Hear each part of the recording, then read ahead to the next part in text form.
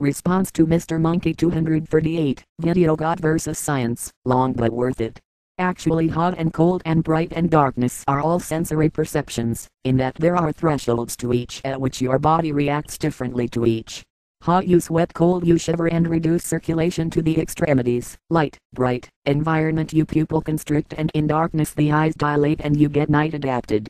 Cold and dark are terms which have meaning in science, maybe not in physics, but they are useful terms just. We actually do know a lot about thought, how thought works, how it's mapped into the brain, its chemistry, etc. You can look into the neurosciences, if you're actually curious. Electricity and magnetism are both seen and felt, and they have been known about for thousands of years, and science has a very good understanding of both. Man did not evolve from apes, we are apes. There was most likely a monkey-like ancestors that both we and monkeys evolved from, as evident in our genes.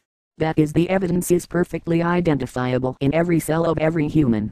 I don't need to see it, I can measure it. We observe evolution at work every day, we study it, conduct experiment measuring it, and use it to predict everything from the next pandemic virus, where to dig for related species, which species are related. We can measure evolution happening right now in the human race. We can tell you on a genetic level how much different two related human species are, Homo sapiens and Neanderthals. Every new scientific discovery, made since the time of Darwin, has only reinforced and strengthened our understanding of evolution. Among the many fallacies in your argument, this is just another absurd straw man. The story, like most pro-religion stories, is just fiction made up by someone who doesn't know anything about what he is trying to dispute.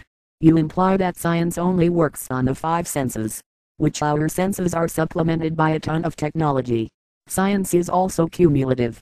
We don't need to reprove everything over and over, because someone doesn't like the results.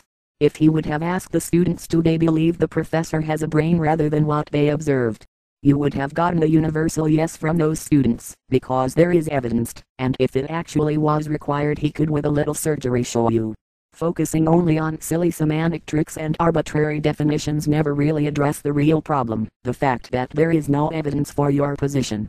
And the only thing backing up your words are someone else's words. They never relate to the reality around us. Denying science and being ignorant of science is not an argument against it. Saying something exists because you have faith in it is not an argument for it. And you were so wrong, it was not worth it. Not at all, but then you knew I would say that going in. Unfortunately, so did I, and I did it anyway.